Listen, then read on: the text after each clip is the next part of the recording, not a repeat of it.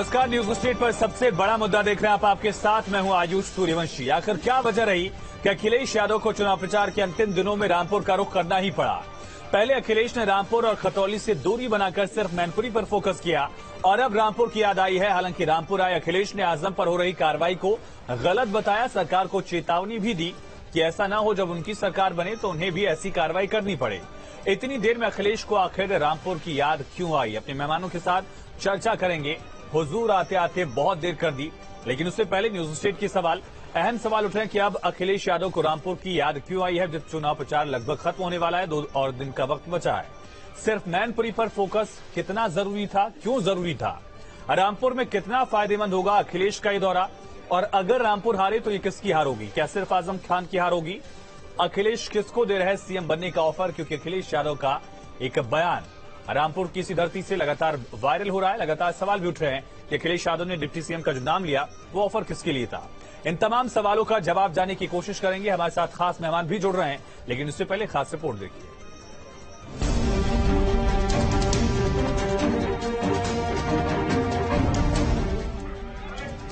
आजमगढ़ और रामपुर के लोकसभा के उपचुनाव में अखिलेश ने प्रचार से दूरी बनाई थी, जिसका खामियाजा उन्हें पार्टी की हार से चुकाना पड़ा था।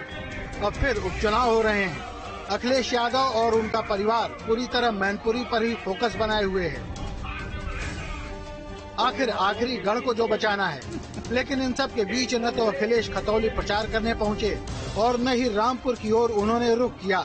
लेकिन अब जबकि प्रचार के लिए 1-2 दिन ही बचे हैं, अखिलेश और आजम ने रामपुर में मंच साझा किया है और चाचा आजम के बचाव में बयान दिया है। आदरणीय आजम खान साहब को मानने वाले लोग हैं। केवल आप और हम नहीं, पूरा देश जानता है कि आजम खान साहब के ऊपर सब झूठे मुकदमे लगे।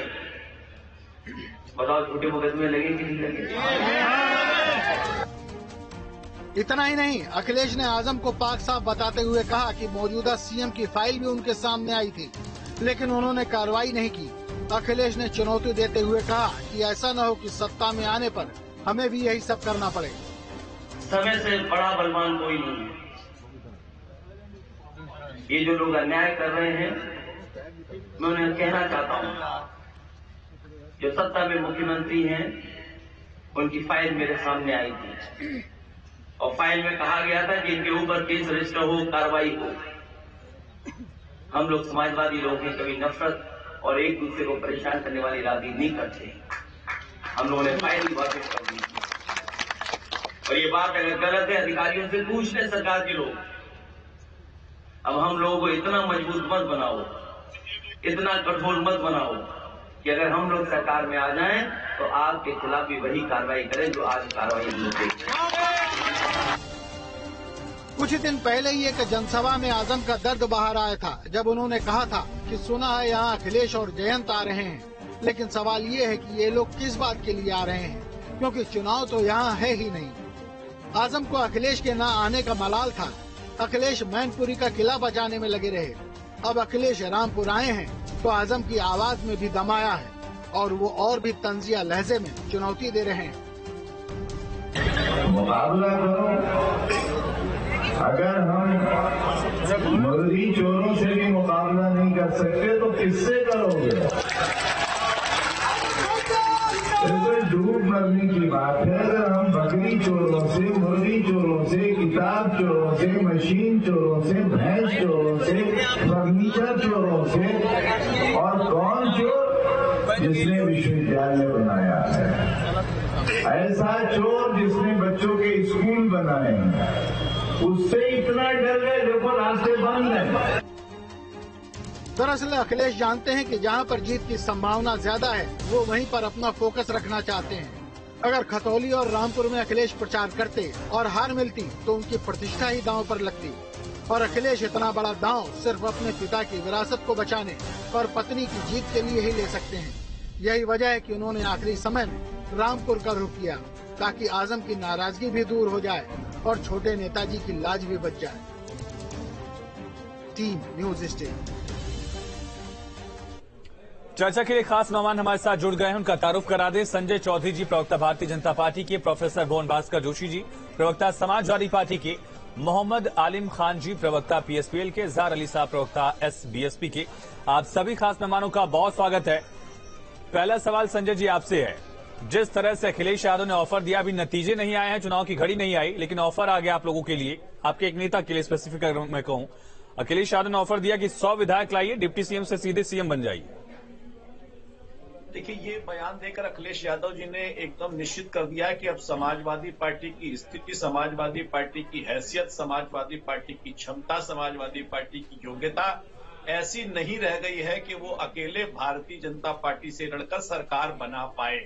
ये इन्होंने तय कर दिया है। ये उन्होंने, क्योंकि जब वो मैनपुरी में कहते हैं कि अगला चुनाव मैं मैनपुरी से नहीं लड़ूंगा, मैं कन्नौज से लड़ूंगा, यानी कि मैं करहल की सीट खाली कर दूंगा, तो उन्होंने बता दिया है कि वो मैनपुरी के भी नहीं रहने वाले हैं।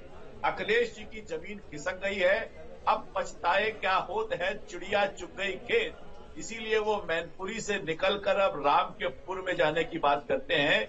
लेकिन वो जैसी चुनौती दे रहे हैं वैसी चुनौतियां हमने बहुत स्वीकार की थी। खुद अखिलेश जी के पिताजी ने भी चुनौती दी थी राम जन्मभूमि के प्रकरण पर कि यहाँ तो पंछी भी पर नहीं मार पाएगा। और ऐसी स्थिति में जब उत्तर प्रदेश को जेल बना दिया था, तब उत्तर प्रदेश में राम भक्तों ने उनके भी अभिमान को चूर कर दिया था। तो मुझे नहीं लगता है कि अखिलेश जी की ऐसी चुनौतियों से भारतीय जनता पार्टी डरने वाली है। मैनपुरी तो जीता ही जीता है, रामपुर और खटौनी भी जीत कर दिखाए। बोन जी, क्या ऐसी नौबत आ गई है कि डिप्टी सीएम को ऑफर देना पड़ रहा है कि आप आइए 100 विधायक लेके सीएम बन जाइए? साथ ही साथ क्या रामपुर आते आते अखिलेश यादव ने देरी नहीं कर दी, और खतौली अगर जाएंगे तो उसमें देर नहीं हो जाएगी? देखिए, मैं कहना चाहता हूँ, एक तो अभी चुनाव प्रचार में मैं खुद मैनपुरी में हूँ। अभी 3 तारीख अंतिम दिन है चुनाव प्रचार, और वहां पर हमारे जो नेता है माननीय आजम खान साहब, जो उनकी वट वृक्ष है, और वट वृक्ष का काम होता है छाया देने का, औरों को भी छाया देने का। तो निश्चित तौर पर वहां पर एक राष्ट्रीय अध्यक्ष की हैसियत से वो गए और उन्होंने जनता को संबोधित करा और अपने कैंडिडेट के लिए वोट मांगे, और राष्ट्रीय अध्यक्ष जी है। और वहां पर हमारे बड़े स्तंभ, मैं कहना चाहूंगा, हमारी पार्टी के माननीय आजम खान साहब वहां पर है, पूरी टीम काम कर रही है। पार्टी ने स्टार प्रचारकों को भेजा हुआ है, पार्टी का प्रदेश नेतृत्व और राष्ट्रीय नेतृत्व वहां पर काम कर रहा है। ये तो हमारी चिंता होनी चाहिए कि हम किसको भेजें। ये भारतीय जनता पार्टी को चिंता करने की आवश्यकता नहीं है। और मैं तो देख पा रहा हूँ कि मैनपुरी की धरती पर जब हमारे आदरणीय योगी आदित्यनाथ साहब आए क्रांतिकारियों की भूमि में, तो वो अपने नाम पे वोट नहीं मांग पाए, राजनाथ सिंह जी के नाम पे वोट नहीं मांग पाए, वो कल्याण सिंह जी के नाम पे वोट नहीं मांग पाए, वो राम प्रकाश गुप्ता जी के नाम पे वोट नहीं मांग पाए। वो केवल हमारे नेता माननीय मुलायम सिंह जी के नाम पर वोट मांगने का काम करा। इससे पता चलता है, प्रदेश में संदेश साफ गया है कि इस प्रदेश में अगर कोई काम करना जानता है तो समाजवादी पार्टी और समाजवादी पार्टी के नेता और माननीय अखिलेश यादव जी इस प्रदेश को सही नेतृत्व दे सकते। ठीक है, मोहम्मद आलिम खान साहब, पीएसपीएल कहां खड़ी है इस उपचुनाव की लड़ाई में? एक आरोप, एक सवाल उठ रहा था कि यादव कुनबा सिर्फ मैनपुरी तक सीमित है, उसमें आप लोगों के नेता भी हैं कि वो सिर्फ मैनपुरी तक ही सीमित है। चलिए, अखिलेश यादव चले गए आज प्रचार करने के लिए, 2 और दिन का वक्त बाकी है, हम देखेंगे कि खतौली जाते हैं या नहीं। लेकिन शिवपाल यादव सिर्फ पूरी तरह से डेडिकेटेड हो गए हैं मुलायम सिंह यादव का किला बचाने के लिए।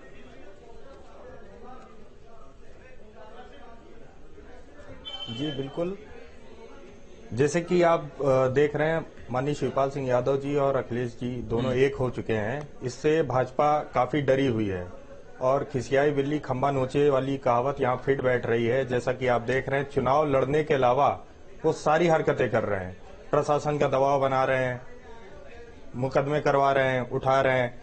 और मैं आपको ये चीज बताना चाहूंगा, मैं मैनपुरी में था, मैंने देखा वहां की स्थिति कैसी है। प्रशासन बहुत ज्यादा परेशान कर रहा है, बूथ के एजेंट उठाए जा रहे हैं, लेकिन ये सब करके ये जीत नहीं रहे कहीं पे। और रही बात कि आज जो आजम साहब का आप कह रहे हैं कि रामपुर पहुंचते अखिलेश जी ने देर कर दी, तो इस पे मैं ये कहना चाहूंगा, आजम साहब ऐसे नेता हैं जिन्हें वोट मांगने की जरूरत नहीं पड़ती है। वो हाथ उठाते हैं और पब्लिक पीछे झूम उठती है। तो वो समाजवादी परिवार के मुखिया भी हैं। संजय जी, जवाब दीजिए। ऊपर अल्लाह है, नीचे आजम, इस तरह का बयान जयप्रदा ने आज जिस बयान को लेकर निशाना साधा, कुछ इसी तरह का क्लेम किया जा रहा है कि वह नीचे वो हाथ उठाएंगे, जनता खड़ी हो जाएगी। देखिए, रामपुर के अभी तक के सांसद तो आजम खान साहब ही थे। आजम खान साहब के रामपुर में चुनाव होता है तो वहां कौन जीत जाती है? तो वहां भारतीय जनता पार्टी जीत जाती है। तो वहां की स्थिति बता रही है कि आजम खान साहब इसी रामपुर के संसदीय क्षेत्र से लोकसभा के नुमाइंदे थे समाजवादी पार्टी के। अगर वो इतने ही बड़े पॉपुलर पर्सनालिटी होती तो उनकी खाली सीट पर समाजवादी पार्टी क्यों हार जाती?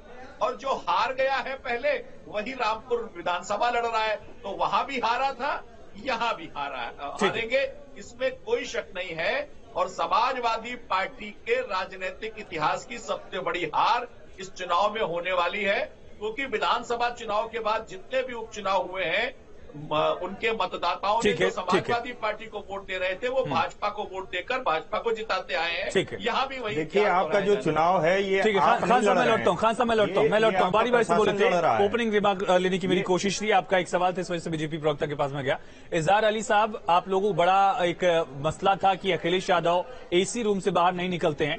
अखिलेश यादव लगातार 1 महीने से मैनपुरी में डेरा डाले हुए हैं, पूरा यादव कुनबा एकजुट है, मैनपुरी बचा लेंगे। एक पुरानी सहयोगी होने के नाते आपका आकलन क्या है? देखिए, आज अखिलेश जी, आयुष जी, आज अखिलेश जी जो 50,000 लाख 2 लाख भीड़ का नेतृत्व करता हो, उनको संबोधन करता हो, और आज वो ऐसी स्थिति पे आ गए हैं कि 10-10 लोगों को उनको संबोधन करना पड़ रहा है। ये देन सुहेलदेव भारतीय समाज पार्टी के आयुष जी, और आज जो रामपुर गए हैं अखिलेश जी, ये भी देन सुहेलदेव भारतीय समाज पार्टी के। किस मंच की बात कर रहे हैं? आज तो मंच की तस्वीरें हमने देखी, ठीक ठाक भीड़ थी उनकी सभा में। नहीं, हम ये नहीं कह रहे। हमारा कहने का मतलब ये है कि जो राष्ट्रीय अध्यक्ष अखिलेश यादव जी समाजवादी पार्टी के बड़े बड़े मीटिंगों में जाते थे, यानी जब 10-20-50,000 की भीड़ होती थी, लाख भीड़ की होती थी, तब वो जाते थे। चलिए, जो आप करवाना चाहते थे वो अखिलेश यादव कर रहे हैं, वो नतीजा भी आएगा जिसकी अपेक्षा है। नहीं तो मैं ये बात साबित करते हैं ना कि हमारे राष्ट्रीय अध्यक्ष ओम प्रकाश राजभर गलत नहीं कहते हैं। चलिए, वो सही गलत का आकलन अलग हो गया, लेकिन अगर सही में आपके नजरिए में सही में, सुनिए ना, इजहार भाई, अरे आप ही से पूछ रहा हूँ, सुनिए। आपने समझौते की बात करी, आपने जो शिवपाल जी से समझौते की बात करी, ये देखिए एक्सीडेंटल समझौता है। आप देखिए, पीएसपीएल के प्रवक्ता बैठे हैं, उनकी शिवपाल जी की गाड़ी पे प्रगतिशील समाजवादी पार्टी का झंडा लगा है, यह कौन मेल का समझौता है? तो वो ये एक्सीडेंटल समझौता है कि किसी को, हमारे बेटे को आगे सांसदी लड़ा देना, हमको नेता प्रतिपक्ष बना देना। देखिए, शिवपाल जी ताकतवर नेता हुआ करते थे, अब नहीं है, क्योंकि 2022 के चुनाव में चाहे सादाब फातिमा जैसी नेता हो, चाहे शारदा प्रताप शुक्ला जैसा नेता हो, बड़े नेता, राय साहब का नाम भूल गए, इनकी टीम जा चुकी है। राय साहब हो और बहुत से ऐसे मेरे ख्याल सैकड़ों नेता जिनका जनाधार था, वो इनको छोड़ चलिए, ठीक है, मैं लौटता हूँ, अपने चुनाव लड़ने के लिए केवल अपने आप को। मोहन भास्कर जी, एक बड़ा सवाल ये उठा है कि लगातार विधानसभा चुनाव के बाद जो भी उपचुनाव हुए उनमें बड़े बड़े गढ़ जो समाजवादी पार्टी के थे वो बचे नहीं। क्या वजह है जिसको लेकर समाजवादी पार्टी इतनी आश्वस्त दिख रही है? और अहम सवाल ये भी है कि बीजेपी किसी भी इलाके को गढ़ मानने से इनकार करती रही है। लेकिन गढ़ तो शब्द प्रजातंत्र में होता नहीं है। मैं इसको विचारधारा कहता हूँ, जिसको आप गढ़ कहते हैं। मैं कहता हूँ जो मैनपुरी की जो धरती है वो एक समाजवादी विचारधारा है, और ये जो भारतीय जनता पार्टी है इनकी कोशिश है कि नेताजी के जाने से हम गढ़ को हिला देंगे। मैं कहना चाहता हूँ ये नेताजी का गढ़ भी नेताजी की विचारधारा है, और समाजवादी विचारधारा को हटाने की जब जिस दल ने कोशिश करी है उनका असुविधा। लेकिन भुवन जी, एक विडंबना नहीं दिख रही? जिस विचारधारा की बुनियाद पर आप चुनाव में उतर रहे हैं, उसी विचारधारा की बुनियाद पर हम देखते हैं कि धनंजय सिंह का नाम अखिलेश यादव लिया करते थे कि बल्ला चला रहे हैं, माफिया हैं, खुले में घूम रहे हैं। उस धनंजय सिंह को प्रचार के लिए आप लोगों को बुलाना पड़ता है। हमने देखा कि बाकी जो छोटे छोटे दल हैं उनको भी आप साथ लेकर चलने की एक और कोशिश कर रहे हैं विधानसभा चुनाव के बाद। रणनीति कितनी कारगर होगी? देखिए, मैं आपको इतना बताना चाहता हूँ, हमारे को छोटे दलों ने, बहुतों ने समर्थन दिया है। कल आदरणीय केसी त्यागी जी भी प्रचार के लिए आए। धनंजय सिंह का नाम लेने से ऐतराज है आपको? वो हो सकता है किसी पार्टी के जो नेता हो, उन्होंने बुलवाया हो, अध्यक्ष उन्होंने बुलवाया हो, निश्चित तौर पर बुलवाया होगा, वो आए। लेकिन मैं इतना जरूर कहना चाहता हूँ मैं आपको बहुत गंभीरता से आप लोगों को ये बात कहना चाहता हूँ, यहाँ पर जो चुनाव है मैनपुरी का, वो जनता ने अपने हाथों में ले लिया है और जनता लड़ाई है। मैनपुरी की जो महान क्रांतिकारी जनता, ठीक है संजय जी, रामपुर का लोकसभा हो या आजमगढ़ का लोकसभा उपचुनाव हो, ये दोनों सीटें अलग थी। मैनपुरी में मुलायम सिंह यादव के जाने के बाद यादव कुंभ में जो बिखराव था वो खत्म हो गया, सब एक मंच पर दिख रहे हैं। रोज डिंपल यादव शिवपाल यादव के आशीर्वाद लेती हैं, शिवपाल यादव अभिवादन स्वीकार करते हैं जनता का। एकजुटता जो है बीजेपी के लिए दिक्कत है। आयुष भाई, एक भी चुनाव बताइए जिसमें अखिलेश यादव और शिवपाल यादव ने मिलकर चुनाव न लड़ा हो। एक भी चुनाव ऐसा नहीं है। 19 का लोकसभा चुनाव के समय एक हो जाते हैं और चुनाव के बाद अलग हो जाते हैं। इसीलिए ये समर्थन अखिलेश यादव जी को शिवपाल जी ने केवल मौके के लिए दिया है और अपनी पार्टी को जिंदा रखा है। अभी पीएसपीएल खत्म नहीं हुई है। चुनाव के बाद देखिएगा यही शिवपाल सिंह यादव अलग आएंगे और दोनों फिर से नूरा कुश्ती करेंगे। नहीं, बाकी चुनाव से मैनपुरी का कंपैरिजन सही नहीं है, समाजवादी पार्टी साबित करना चाहती है, क्योंकि मैनपुरी में मुलायम सिंह यादव की एक विचारधारा वाला गढ़ बन चुका है। आपने खुद सुना। और जब मुख्यमंत्री वहां पहुंचकर मुलायम सिंह यादव के नाम से भाषण की शुरुआत करते हैं, तो समाजवादी पार्टी के पास वो एक मुद्दा है जिसको लेकर लगातार वो जिक्र कर रहे हैं। देखिए, आजमगढ़ ज्यादा टफ सीट थी। आजमगढ़ में मैनपुरी से ज्यादा यादव वोट था और मैनपुरी के कंपैरिजन में 5.5 लाख से ज्यादा मुसलमान वोट बैंक भी। वही गणित तो रामपुर विधानसभा पर लग जाता है। वहां पर राजभर जी भी उनके साथ थे। आज राजभर जी भी उनके साथ नहीं है और मैनपुरी वो कॉन्स्टिट्यूंसी है जहां 2 विधानसभा सीट भाजपा जीती हुई है और आजमगढ़ में तो हमारे पास एक भी जीती हुई सीट नहीं थी। पिछला चुनाव मुलायम सिंह यादव जी ने केवल 95,000 से जीता था और ये समाजवादी पार्टी के इतिहास में मैनपुरी का सबसे खराब प्रदर्शन था। नहीं, एक बार शायद 56,000, एक बार अगर मैं मिस नहीं कर रहा हूँ संजय जी, शायद एक बार 56,000 के आसपास था शायद, अगर मैं मिस नहीं कर रहा हूँ तो। एक क्लोज फाइट थी, हालांकि इस सदी की सबसे टफ फाइट कह सकते हैं आप। नहीं, आयुष भाई, ये तब था जब इसका परसीमन नहीं बदला था। हाँ, ये कह सकते हैं। 2012 में इस मैनपुरी का परसीमन बदला था और जसवंत नगर इसमें ऐड हुआ था।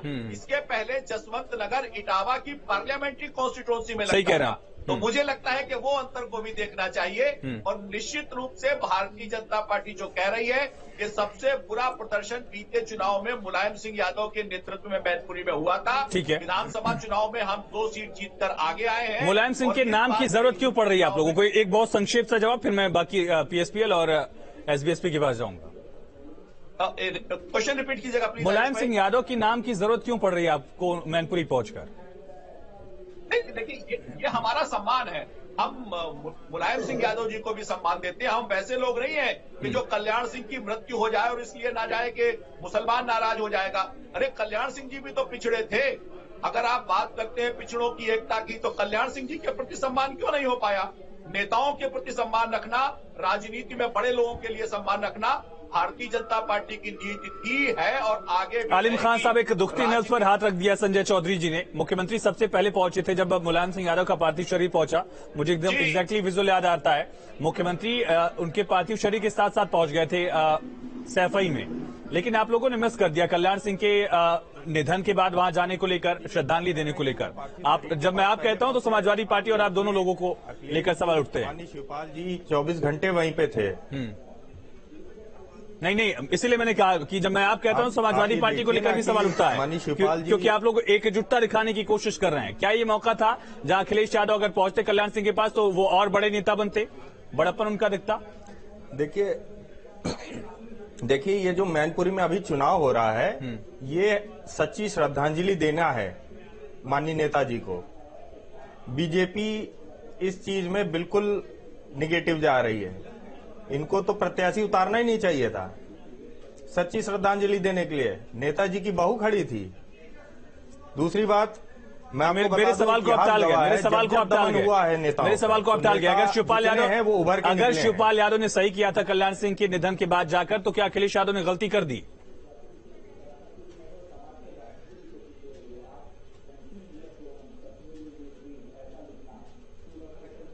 आलिम खान साहब, आवाज पहुंचे आप तक? खान साहब सुन पा रहे हैं? रिपीट करिएगा आवाज। खान साहब, मेरा सवाल ये था कि अगर अखिलेश शिवपाल यादव वहां पहुंचे थे वो सही फैसला था, अखिलेश यादव नहीं पहुंचे, गलत हुआ? जाना चाहिए था एक बड़े नेता होने के नाते, या अपीजमेंट पॉलिटिक्स थी वहां? बहुत संक्षिप्त में वक्त खत्म हो रहा है और उनकी प्राथमिकता है, उनके पर्सनल उस पर मैं टिप्पणी नहीं कर सकता, पहुंचे या नहीं पहुंचे। हमारे नेता माननीय शिवपाल सिंह यादव जी हैं, वो पहुंचे वहां पे और हम उनकी बात पक्ष रखेंगे। इजहार अली साहब, जो पिछड़ा वोटर है, अति पिछड़ा वोटर है मैनपुरी का, रामपुर का और खतौली का भी, वो कितना बड़ा रोल प्ले करने वाला है? आप लोगों का भी एक वोट बैंक हुआ करता था, दावा कर रहे थे आप लोग कि सावधान यात्रा निकाली हमने, सावधान हो जाए बाकी पार्टियां। नहीं तो आयुष जी, हमारे साथ जो हमारी पार्टी की लड़ाई ही पिछड़े समाज को लेकर, पिछड़े समाज को लेकर, दलित है, अल्पसंख्यक है, शोषित है, वंचित है। लेकिन ये तो दुर्भाग्य है कि मैनपुरी में हमारा मिली भगत से पर्चा ही खारिज कर दिया गया। अगर पर्चा न खारिज हुआ होता है आयुष जी, किसने कर दिया? हम दिखा देते हैं किसने किया? वहाँ के प्रशासन ने आरोप की मदद से हुआ। अखिलेश जी का जो है रिश्तेदार है, अखिलेश जी की पीरियड में उसको नौकरी मिली, उसने अपना हक अदा किया। बस भुवन जी जवाब दीजिए। और कल्याण सिंह वाले मुद्दे पर भी अगर पर्चा न खारिज हुआ होता तो देखिए हमारे अपीजमेंट आड़े आ जाता है समाजवादी पार्टी की विचारधारा के भी आगे। हमारे साथ देखिए जो इन्होंने पर्चा खारिज कराया। ठीक है इजहार भाई, थोड़ा वक्त कम है मेरे पास।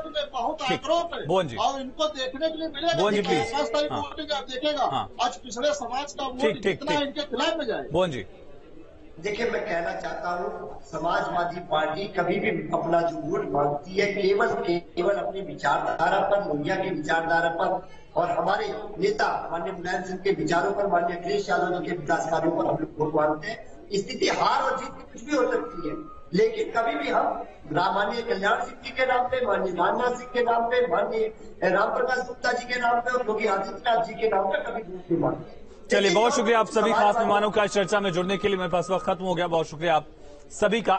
बड़ी कठिन लड़ाई है दोनों ही पार्टियों के लिए। किसी को गढ़ बचाना है, किसी को गढ़ भेदना है, किसी को अपनी सीट बचानी है, किसी को अपनी सीट बनानी है।